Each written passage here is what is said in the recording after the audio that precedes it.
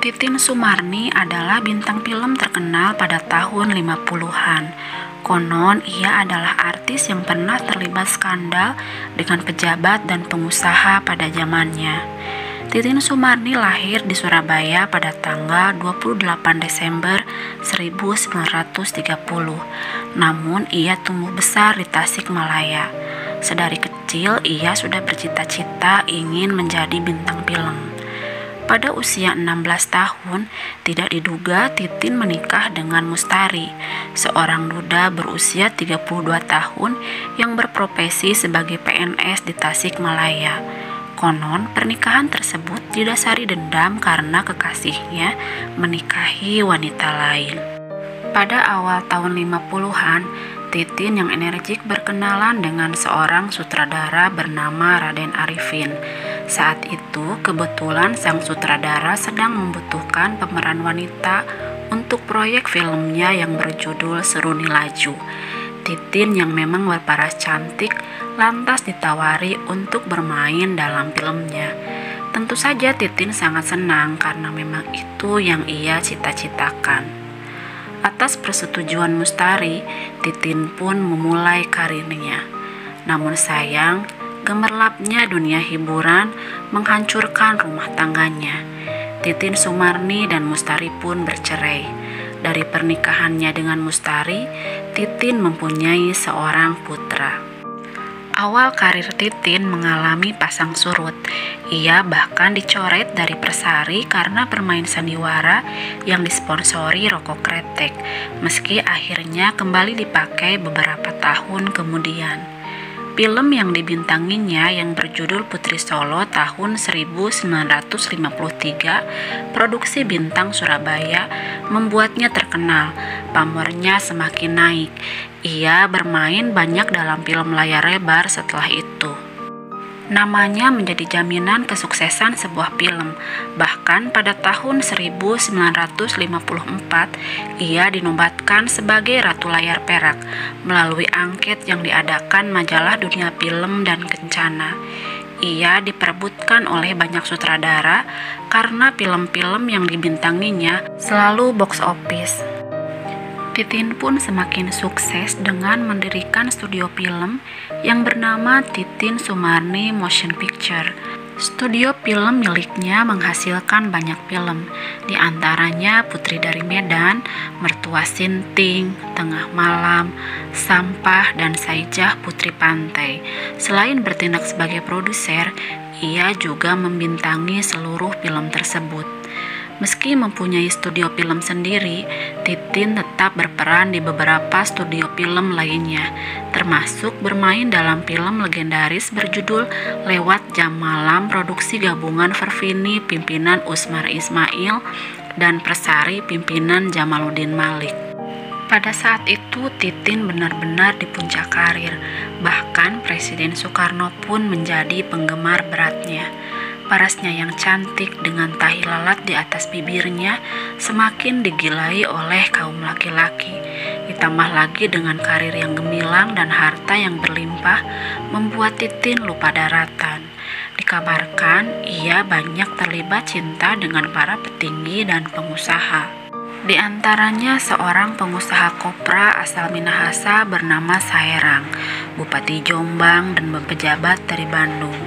Ia juga berkali-kali menikah dan bercerai hingga akhirnya mempunyai 5 anak dari pria yang berbeda.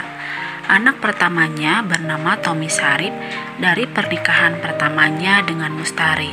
Anak kedua dan ketiga bernama Boyke dan Patah merupakan hasil hubungannya dengan Raden Enoh Danubrata. Enoh bukanlah orang sembarangan.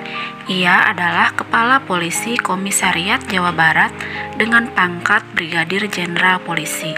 Sedangkan 2 anak lainnya tidak diketahui siapa ayahnya.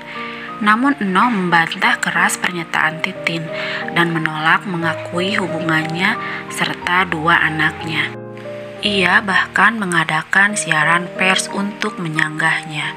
Dalam siaran pers itu, Enoh menjelaskan Titin memang pernah terlibat dalam sebuah skandal seks dengan sejumlah pejabat tinggi di Bandung. Namun demi menyelamatkan Titin, persoalan skandal seks tersebut diambil alih oleh kepolisian. Lalu menurut Enoh, tenaga Titin dimanfaatkan oleh kepolisian sebagai informan lepas untuk peristiwa khusus. Titin hanya dipakai tenaganya untuk kepolisian. Itu bukan berarti saya mengawininya, ujar Enoh. Setelah kasusnya dengan Enoh gempar, Titin vakum dari perfilman dan sama sekali tidak ada pemberitaan apapun tentang dirinya selama 3 tahun. Namun pada 7 Agustus 1959 sore, Titin muncul dengan mengagetkan banyak orang. Ia berjalan kaki tanpa alas seperti orang linglung di kota Bandung. Berduyun-duyun anak-anak mengikuti Titin berjalan. Anak-anak meneriakinya orang gila. Namun salah seorang petugas kepolisian menghentikan langkahnya. Betapa kagetnya petugas polisi tersebut setelah mengenali Titin. Setelah bisa ditanyai, ternyata Titin memang sedang depresi karena merasa kecewa terhadap seorang lelaki yang pernah berhubungan dengannya hingga lahir seorang anak perempuan. Laki-laki tersebut tidak mau bertanggung jawab dan menolak mengakui anak perempuannya. Ternyata laki-laki tersebut bukan orang sembarangan. Ia adalah seorang pemborong besar yang berasal dari Bandung bernama Muhammad Yahya Ali. Setelah berjalan linglung di kota Bandung, Titin dirawat oleh seorang tukang beca di Cianjur dalam keadaan sakit parah dan miskin. Setelah itu diserahkan ke seorang dukun bernama Mamah Aceng untuk dirawat. Namun ada yang menyebutkan Mamah Aceng adalah seorang mucikari. Setelah tinggal di rumah Mamah Aceng, kemudian Titin ditemukan oleh seorang wartawan bernama Hajat Kusuma. Lalu dibantu seorang perempuan bernama Sri Budiono, Titin dilarikan ke rumah sakit Adven. Menurut Hajat Kusuma, selama 1 minggu di rumah sakit, kondisi Titin berangsur-angsur membaik bahkan bisa berjalan. Untuk menjaga kesehatan Titin selalu stabil, pihak rumah sakit melarang Titin untuk memakan makanan dari luar. Namun suatu hari ada kiriman makanan untuk Titin tanpa diketahui siapa pengirimnya. Titin melanggar larangan rumah sakit dan memakan kiriman tersebut. Setelah makan kiriman tersebut, Titin meninggal dunia pada 13 Mei 1966.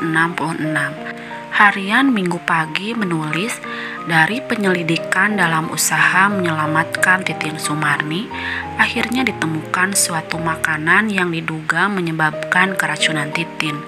Makanan tersebut adalah ketan hitam yang dikirim seseorang yang tidak dikenal. Anehnya, belum 12 jam pernyataan tersebut diralat.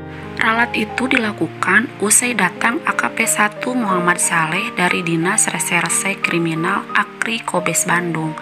Setelah itu keluar pengumuman resmi dari kepolisian dan dokter rumah sakit Adven yang berisi sebab-sebab kematian Titin Sumarni bukan karena keracunan, tapi akibat komplikasi antara penyakit lama yang dideritanya dengan serangan buang air terus-menerus, sehingga menyebabkan sel-sel tidak bekerja sebagaimana biasa. Pernapasan yang sangat diperlukan untuk memulihkan tenaga pun tidak lancar karena paru-parunya berlubang. Keterangan resmi itu pun menutup polemik kematian Titin. Titin wafat dalam usia muda yakni 35 tahun, kesepian dan miskin tanpa keluarga, tanpa 5 putra-putrinya dan tanpa seorang pun lelaki yang pernah berhubungan dengannya. Sekian video kali ini, semoga kita dapat memetik pelajaran dari setiap peristiwa. Terima kasih dan sampai jumpa.